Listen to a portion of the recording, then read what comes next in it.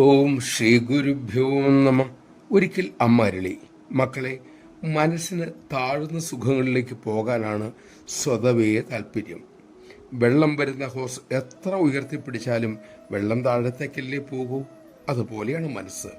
ഇനി മെഴുകുതിരി കത്തിച്ച് തലകീഴായി പിടിച്ചു നോക്കൂ, ആ നാളം മുകളിലേക്ക് പോകും. അതാണ് അഗ്നിയുടെ സ്വഭാവം, ജ്ഞാനത്തിന്റെ സ്വഭാവം. നമ്മിലെ ബോധം ഉണർന്നാൽ അങ്ങനെയാണ് മക്കളെ, അത് മുകളിലേക്കേ പോവുള്ളൂ. വെള്ളം അഗ്നിയാൽ ചൂടാക്കി നോക്കൂ, ആ ജലം നീരാവിയായി മുകളിലേക്ക് പോക്കും. അതായത് അഗ്നിയുടെ കൂടെ കൂടിയപ്പോൾ താഴേക്ക് പോകുന്ന സ്വഭാവമുള്ള ജലം മുകളിലേക്ക് ഉയരാൻ തുടങ്ങി. ഇതുപോലെ ബോധമുണർന്നാൽ പിന്നെ ആ മനസ്സ് താഴോട്ട് പോകില്ല, ഈശ്വര വിഷയങ്ങളിലേക്കേ പോകൂ.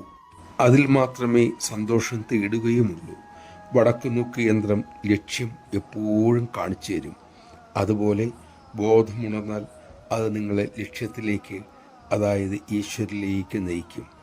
മക്കളെ, ബോധമുണർന്നാൽ പിന്നെ ആരും അന്യരല്ല, ആരെയും പിന്നെ വെറുക്കാൻ സാധ്യമല്ല.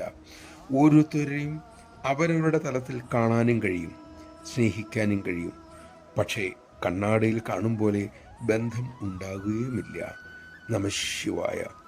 നമ്മുടെയും മറ്റുള്ളവരുടെയും ഉള്ളിലുള്ളത് അമ്മ എന്നറിഞ്ഞ് എല്ലാവരെയും സ്നേഹിക്കാനും സേവിക്കാനും നമുക്ക് കഴിയട്ടെ.